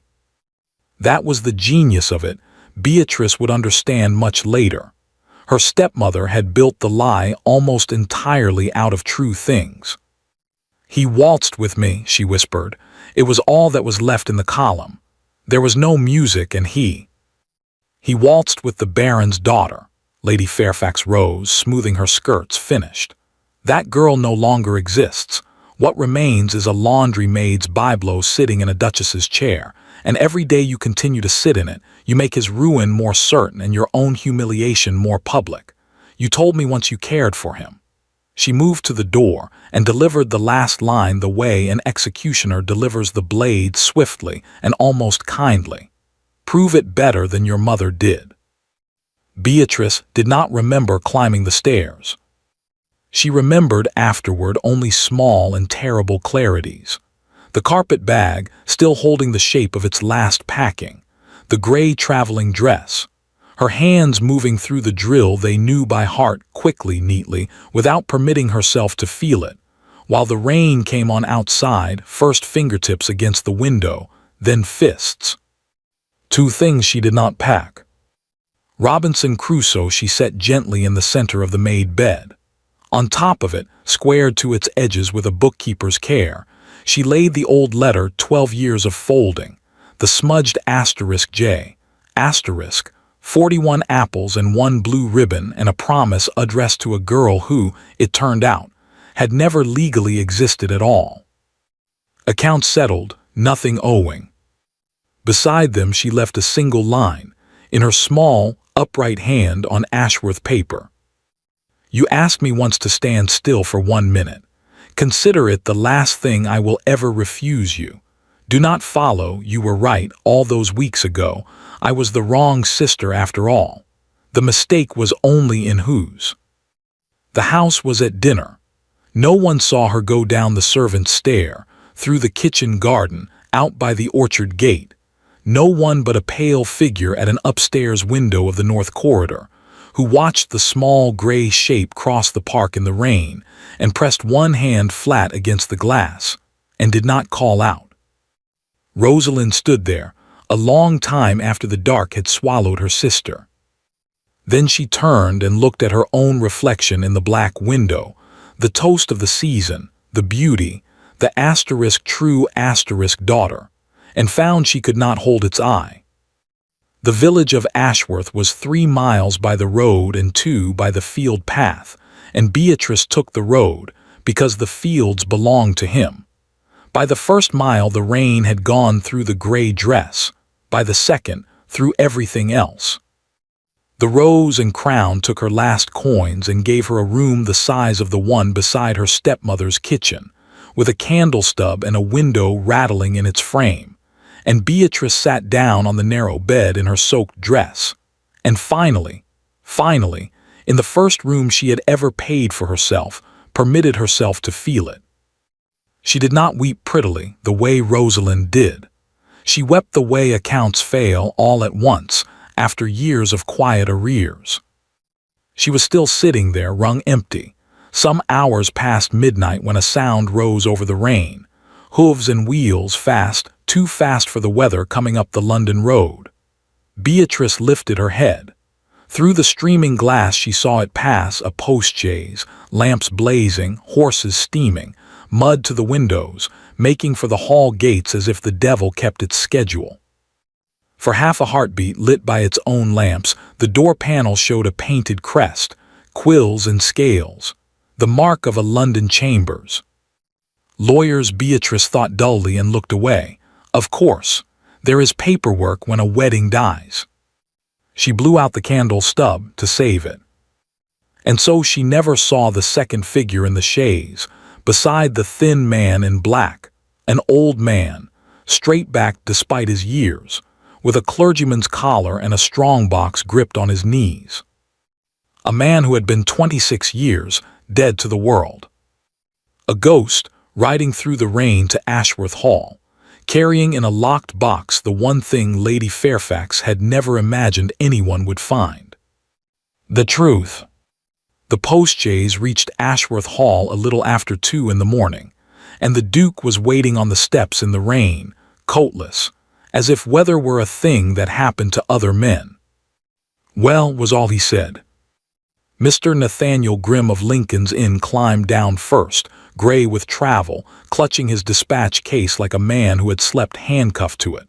Found him, Your Grace, exactly where the pension record said, and neither dead nor senile, whatever the diocese believes. He turned to help down his companion. Though I'll let him tell you himself. He's been rehearsing it for 200 miles. The second man came down slowly, stiff with age and rain, very old, very straight in a clergyman's black, with a face like weathered oak and a small iron strongbox held against his chest as if it were a child. Your Grace. His voice was cracked with years but perfectly clear. Josiah Crane, once rector of St. Anne's-by-the-Moor. I understand, and here the old eyes flashed with something that was not feeble in the least, That someone has been borrowing my signature." They sat in the study, the lamps lit, the storm hammering the glass, and on the desk between them lay two documents, side by side. The first was Lady Fairfax's affidavit, the sworn confession of a dying baron. Anne Dole, servant. No marriage. Witnessed in a firm clerical hand, Josiah Crane, rector of St. Anne's-by-the-Moor. The second was a single line, written by the old man 5 minutes earlier at Julian's request, on Ashworth paper, his own name. Julian had seen it in the first 30 seconds, that Thursday in this room, with Lady Fairfax's perfume still poisoning the air. The small, wrong thing his eye had snagged on, and his face had refused to show. Now he laid his finger between the two signatures so that Grim could see it too. "Crane asterisk," Julian said quietly, "with an E at the end on every parish record this man signed for 40 years, and on her affidavit Crane asterisk. Crain." He looked up. Whoever was paid to copy this hand copied it beautifully, but he copied it from a forger's instruction, not from the man, and a man does not misspell his own name. "It's more than the spelling, Your Grace." The old rector's voice hardened. "It's the date. This paper has me witnessing a deathbed confession at Fairfax Hall in the spring of '99. In the spring of '99 I had been retired from St. Anne's 4 years and was living with my sister in Whitby. I have the letters to prove it, and the diocese has the record." He drew a long breath. "But the true crime, sir, is not what this paper says I witnessed. It is what I did witness 30 years ago, that this paper was built to bury." His hand, spotted with age but steady, went to the strong box, a key from around his neck. The lid came up on a smell of camphor and old paper, and the rector lifted out a slim parish register, its leather scabbed with damp, a green ribbon marking one page. "St. Anne's-by-the-Moor, the 12th of June. Present, myself, the sexton and my housekeeper as witnesses, and 2 young people mad enough to marry for love in a borrowed church at 7 in the morning." He opened the register and turned it toward Julian, and his old finger came down on the entry like a judge's gavel. "Married by license, Henry George Fairfax, Baron Fairfax, bachelor, and Anne Dole, spinster of this parish." 2 signatures beneath, the Baron's bold and looping, and below it, careful and small and proud, a girl's. "She was a schoolmaster's daughter," Crane said softly. "In service, yes, for 2 years, as a lady's companion, which is how he met her, and which is the single true thread your Lady Fairfax wove her lie around. The best lies are darned into truth, Your Grace. You'll know that better than I." His family raged. There were threats of disinheritance, so the young fool married her quietly and meant to announce it when his father cooled. Instead, his father died that winter, and Anne died 14 months later, 3 days after her daughter was born. He never announced anything after that. He locked his grief in a drawer, took down her portrait because he could not walk past it, and let a silence grow that his second wife, in time, learned to farm. The storm flung a fist of rain at the window. Julian was looking at the small, proud signature, and when he spoke his voice had sand in it. "Then Beatrice is the legitimate firstborn daughter of a lawful marriage, baptized by me at that same font 11 days after her poor mother's funeral. It's on the next page if you doubt." The old man's face folded into grief. "I christened her, Your Grace, Beatrice Anne. The Anne was for her mother." Grim cleared his throat and opened the dispatch case. "Which brings us to the last of it, Your Grace, and the worst. The Reverend was not only holding a register. He drew out a packet, sealed, the wax old and brown, the direction written in a hand Julian had seen once before, on a state correspondence in the Fairfax ledgers. The Baron rode to Whitby, alone, 8 months before he died. He gave the Reverend this and an instruction. "He was afraid," Crane said simply. "He did not say of what, he said only, 'If my daughter Beatrice is ever denied her name, her place, or her due, open this and see her righted. If she never needs it, burn it unread when you hear she is happily settled." The old man's voice cracked at last. "I waited 12 years, your grace, for one letter or the other. None came. I thought, God forgive me, I am old and Whitby is far away. I thought no news was a happy ending." Julian broke the seal. Inside, in the Baron's own hand, his true last will and testament, dated 8 months before his death, properly drawn, properly witnessed by 2 Whitby men whose names Grimm was already copying into his notebook. Julian read it once. Then he read one clause of it again, and around the paper his hands went very still, the way the air goes still before the worst of a storm. "The whole of my unentailed property, moneys and effects to my beloved eldest daughter, Beatrice Anne Fairfax, absolutely in her mother's memory, and in poor repayment of a silence she never deserved." 8 years. 8 years of the little room beside the kitchen. 8 years of pencil in the ledgers because ink felt like drowning Beatrice, keeping meticulous books on the slow theft of her own inheritance. Every gown of Rosalind's, every music master, every London season, every candle of the campaign to sell the true daughter high, all of it bought with money that had belonged, every shilling, to the girl eating supper alone by the kitchen. The will Lady Fairfax had never found. The debts that had somehow swallowed a healthy estate. It was not housekeeping, and it had never been housekeeping. It was plunder, patient, smiling, 26-year plunder, and the forged affidavit was simply the last lock on the vault. Because a bastard cannot inherit, and so a bastard can never come asking where her fortune went. "She didn't come here to steal a wedding," Julian said slowly. "She came because for the first time in her life Beatrice was about to have a husband, standing, lawyers of her own." He looked up at Grimm and his eyes were terrible.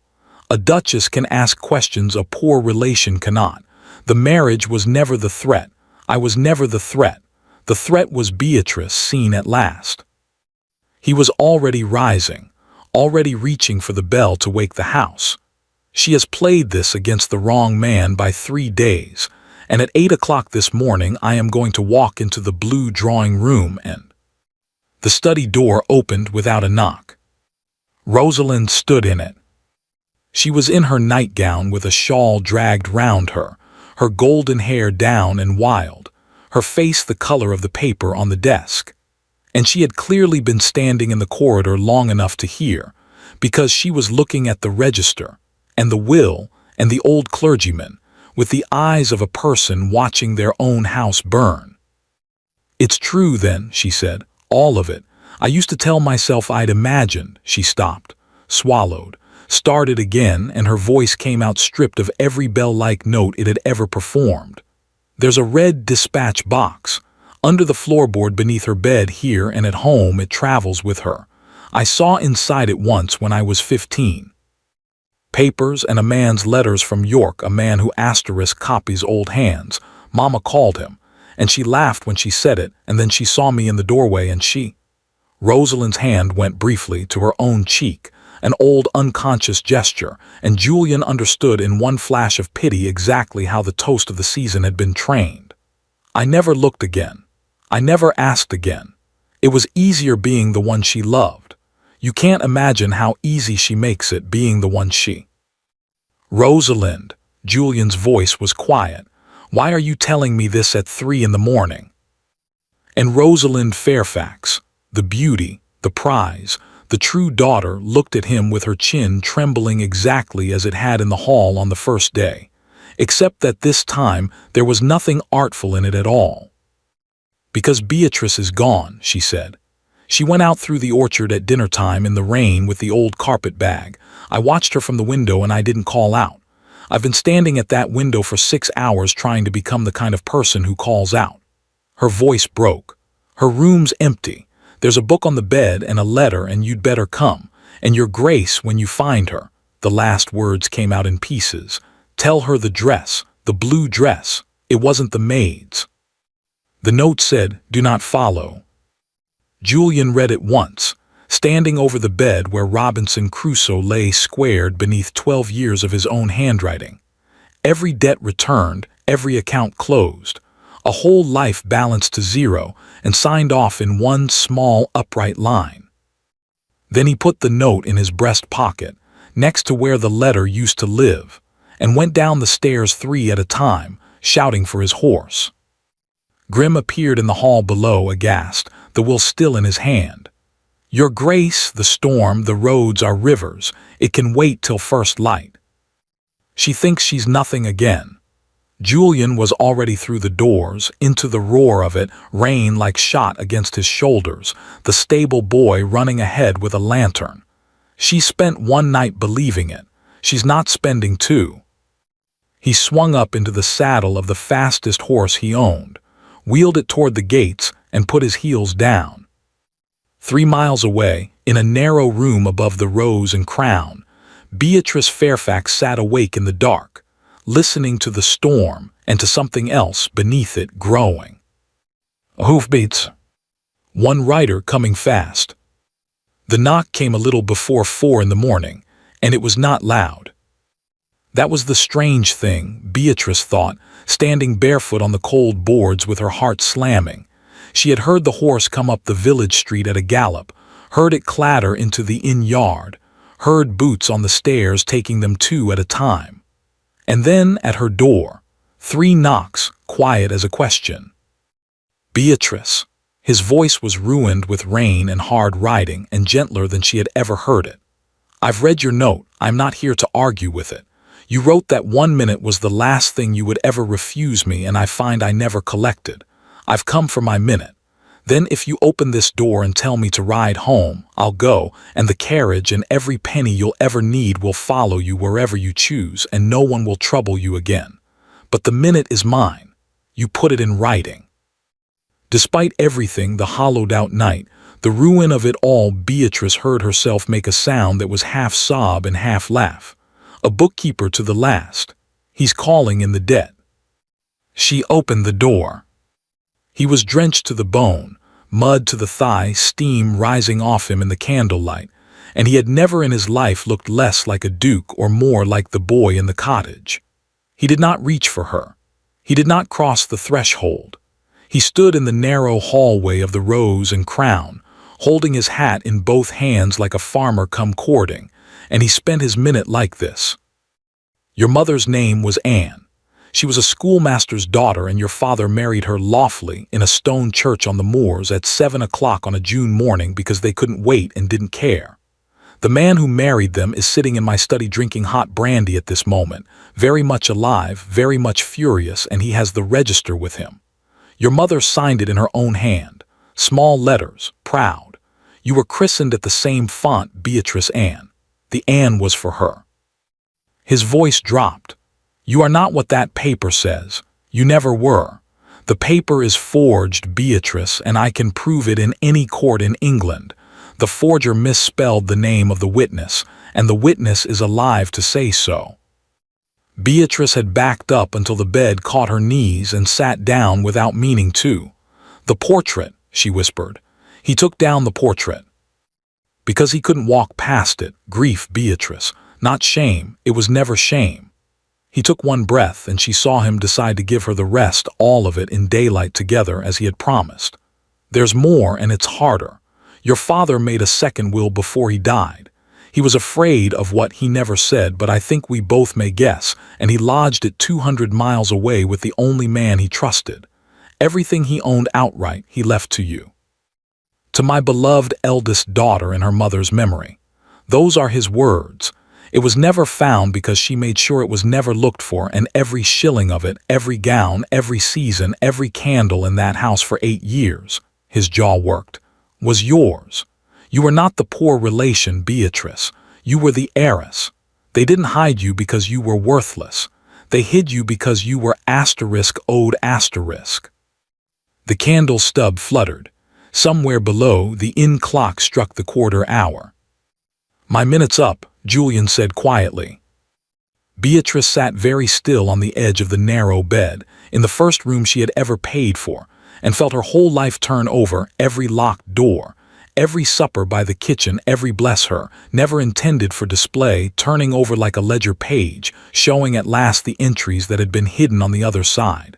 Not worthless, owed, not unloved, robbed. The room they'd given her had been small because the truth was so large. She looked up at the man dripping in her doorway, the man who had waited 12 years and ridden through a November storm, and was even now, keeping scrupulously to his 60 seconds because she had once been given so little choice in her life that he refused to take one more from her. "You once told me," she said unsteadily, "that a secret, once it's out, is only a thing you know. So here is a thing I know, Julian. I didn't leave because I believed her about my blood. Blood was only the excuse that fit. I left because 26 years is a long apprenticeship and I am very well trained, and when the silence came, her voice failed and she mended it. I balanced the account the only way I'd ever been taught. I'm telling you this because you should know what you're getting. It may take me years to unlearn. Then it will take us years." He said it the way he said everything that mattered, quietly, like a fact. "I have it on good authority the castaway was on his island 28 years, and he got off it all the same."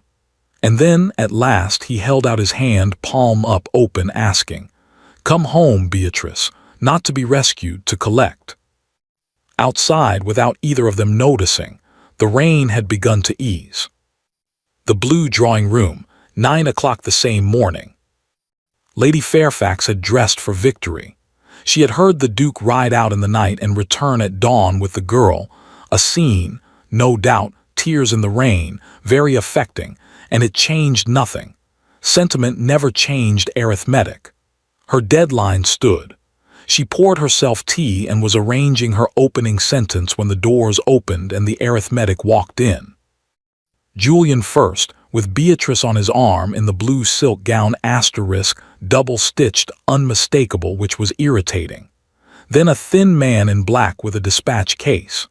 Then Rosalind, white-faced, who would not meet her mother's eye, carrying Lady Fairfax's cup stopped an inch from her lips, carrying the red dispatch box. And then last, leaning on a stick, an old man in a clergyman's collar. The cup came down onto its saucer with a crack. It was a very small sound, but Beatrice, watching her stepmother's face, would remember it all her life as the sound of a fortress falling, because Lady Fairfax knew him at once. You do not forge a dead man's name without first learning his living face. "Good morning, madam," said the Reverend Josiah Crane, C.R.A.N.E. What followed took less than half an hour, and Lady Fairfax spoke fewer than a dozen words through the whole of it. Grim laid the documents on the table one at a time, unhurried, like a man dealing a hand he had already seen, the affidavit with its misspelled witness. The Whitby letters proving Crane 200 miles from the deathbed he'd supposedly attended. The parish register, open to a June morning. The true will, seals verified. And from the red box, surrendered by Rosalind, its floorboard hiding place given up in a steady voice, while her mother stared at her as if at a stranger. The letters from the man in York who copied old hands, 7 years of them, itemized, priced. "You have one decision left to make in this house," Julian said when it was done, "and it is not yours, it's hers." He turned to Beatrice. "The magistrates would call it forgery, fraud, and theft of an inheritance. Any one of the three transports her, all three together." He let the sentence end itself. "Say the word, and Grim swears out the complaint before noon." The room waited. Lady Fairfax sat rigid behind her cold tea, and for the first time in 26 years, Beatrice watched fear look out of those calculating eyes and found, probing the place where her hatred should have been, something that surprised her. Not forgiveness, never quite that, but a kind of terrible clarity. "No courts," Beatrice said at last. "No trial, not because you deserve mercy, but because I have sat in a small room my whole life on account of you, and I will not sit in a courtroom for the next 3 years on account of you too. You have had enough of my time." She rose, and it was strange and new, being the one standing while Lady Fairfax sat. Here are the terms, and Mr. Grimm has them in writing. You will sign over everything, the house, and whatever is left unspent, which he informs me is pitifully little. You will take the packet from Dover on Friday, and a cottage will be rented for you in Boulogne, and £40 a year paid to you there, paid, so that no one can say we starved you, and small asterisk, so that you will finally know precisely how it is lived on. You will not return to England. You will not write. And you will live, for whatever years remain to you, in 2 rooms on a fixed sum, unseen, uninvited, and unimportant. Beatrice paused at the door. I don't sentence you to prison. I sentence you to my childhood. You'll find the accounts balance. Lady Fairfax's mouth opened, and Beatrice saw the old machinery turn, hunting for the lever, the angle, the soft place, and find nothing. So she deployed the last weapon in the arsenal, the oldest one, and turned to her daughter. Rosalind, pack your things. We leave this asylum together. And Rosalind, the toast of the season, the prize, the true daughter, trained from the cradle to flinch at that exact tone, stood very still, her hands whitening on the back of a chair, and said the 4 hardest words of her gilded, obedient, terrified life. No, Mama, I'm not. She said it badly. Her voice shook and cracked, and she had to say the second half twice. Beatrice thought she had never heard anyone say anything so well. They were married on a bright, cold morning in December, in the small stone church at Ashworth Village, and it was nothing like the wedding of a duke. The county had expected 400 guests and got 14. Mrs. Hobbs wept from the opening hymn to the register, and had to be held up by the seamstress from York, who regarded the double-stitched blue silk in the candlelight with the grim pride of a general reviewing troops. Rosalind sat in the second pew, alone by her own choice, in a plain dress, and cried in a way that photographed nothing and meant everything. Mr. Grimm gave the bride away, having first, being Grimm, confirmed his legal standing to do so. And the marriage was performed by the Reverend Josiah Crane, aged 81, who had waited 30 years to finish what he'd started at that font, and who took the service at a magnificent, defiant, glacial pace, as if daring death itself to interrupt him before the register was signed. Beatrice signed it Beatrice Anne, in small letters and proud. It was done, and the bells were ringing, and 14 people were making the noise of 400, when Julian bent his head close to his wife's ear, and the Duke of Ashworth, who never forgot a debt, an apple, or a blue ribbon, whispered the words she would keep to the end of her days, longer than the silk, longer than the bells. They thought they sent me the wrong sister. They sent me the only one I ever asked for. 3 years later, there was a new rule in the library at Ashworth Hall, and it was strictly enforced. The great armchair by the fire, the one with the worn left armrest, belonged, between the hours of breakfast and luncheon, to the smallest person in the house.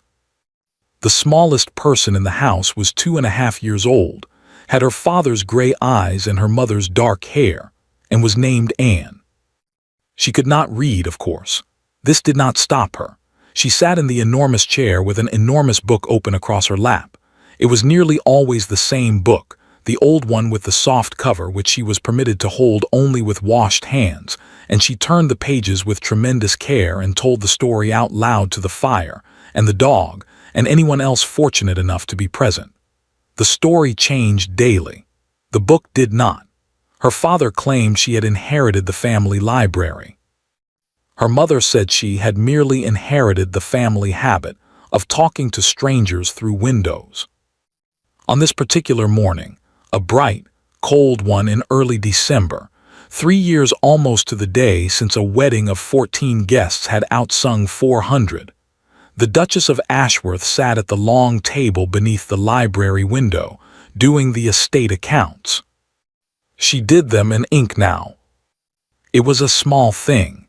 Nobody else in the world would have noticed it or understood it. But every morning, when Beatrice dipped the pen and drew the first firm, permanent, unafraid line of the day, Some quiet ceremony took place that was part bookkeeping and part prayer of thanksgiving. And this morning, as most mornings, she had just finished ruling the page when she heard the sound of the pony trap on the gravel. And Anne abandoned Robinson Crusoe mid-shipwreck and flew to the window, shouting the single most beloved word in her small vocabulary. Rosa. Aunt Rosalind came in on a gust of cold air, in a plain wool dress and a plainer bonnet, her cheeks red from the drive, carrying a basket of Mrs. Hobbs's requested lemons and a slate under one arm. The slate had sums on it. Rosalind Fairfax, once the toast of a London season, taught the village school now arithmetic, penmanship, and, by particular demand of the parents, deportment. And it had taken her 2 years to stop being astonished that she was good at it, and a further year to stop being astonished that she was happy. She had never remarried. There had been offers. Beauty at 30 is still beauty, but Rosalind had spent her whole life being chosen for the shine of her, and she had discovered late the deep pleasure of being useful instead. Besides, she liked to say, I was engaged once to a man who loved my face, and I have never quite trusted anyone since.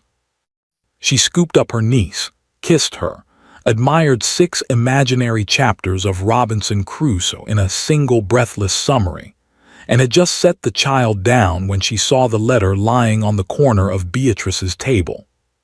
The paper was cheap, the direction was in a thin foreign clerk's hand, and the seal was black.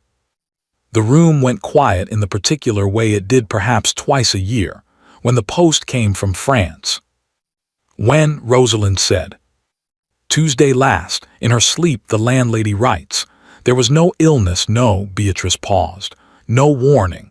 The landlady also writes that the rent was paid to the quarter's end and asks in the same sentence what is to be done with a red dispatch box, empty, and a quantity of gray silk. She turned the letter over in her hands. There was a note enclosed, for you. Rosalind sat down slowly on the window seat. Anne, with a small child's unerring instinct, climbed up beside her and put one starfish hand on her aunt's knee and left it there. The note was one line. Rosalind read it twice and then laughed, a strange, cracked, wet sound, and passed it over. And Beatrice read the last words Lady Fairfax would ever send across the channel. The £40 was paid punctually, which I confess I did not expect. Your sister keeps accounts like a tradesman, but she keeps them honestly, which is more than this world taught her.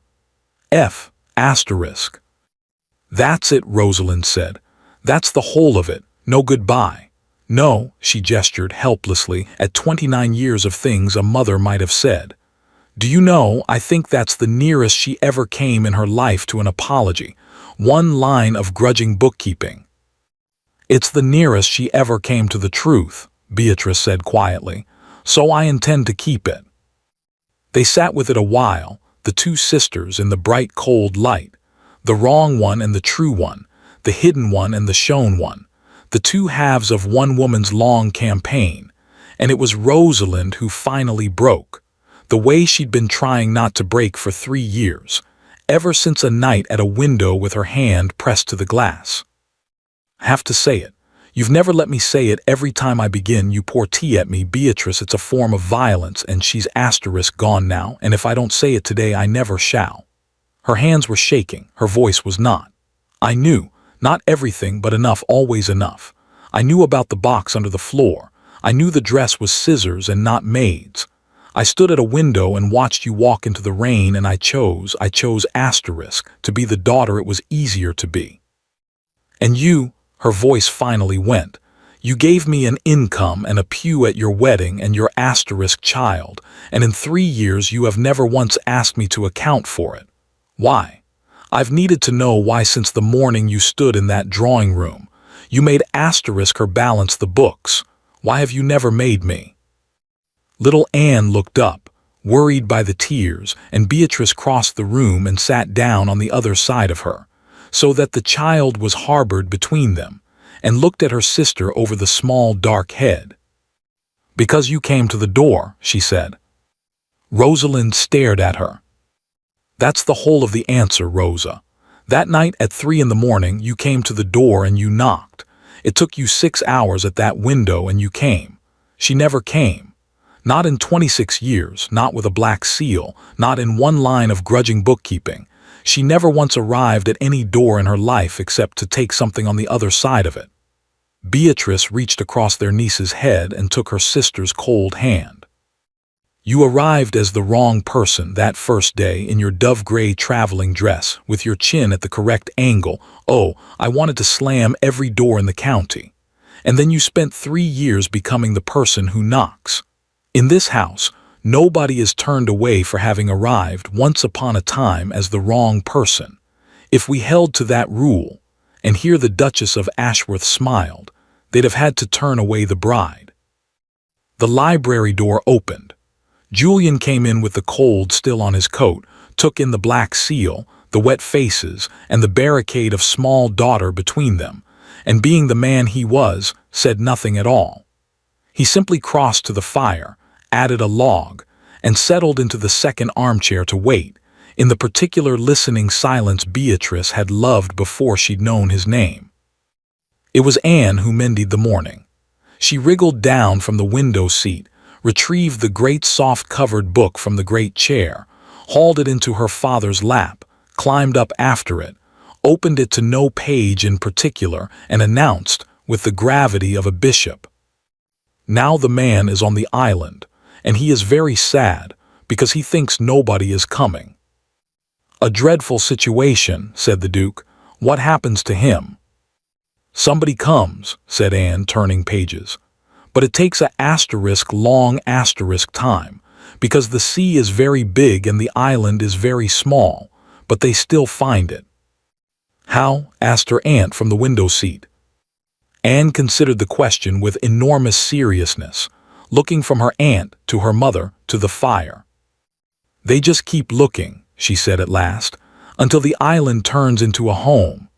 And she settled back against her father's chest and returned to the shipwreck, mumbling the story to herself, a little too quietly. "A little louder, if you please," murmured the Duke of Ashworth into his daughter's hair, his eyes finding his wife's across the firelight, 12 years and a lifetime later. "The hero cannot hear you." Outside, the December sun stood high over the park, over the village and its school, over the little stone church where the whole history was written in a register in 2 proud hands, one large and one small. And if, in later years, the people of that county told the story at all, they told it the way the housekeeper, Mrs. Hobbs, always ended it, over the good tea, to anyone who would listen. That once a family sent a duke the wrong sister, and that the duke, being a careful man who checked all deliveries, found he had received the only thing he had ever ordered. Because sometimes the wrong sister is simply the right one, sent too early into a world that hadn't yet learned how to see her. Thank you for listening to the story all the way to the end. Please tell us which city you're watching from and what the story made you feel. Don't forget to subscribe so you won't miss new stories.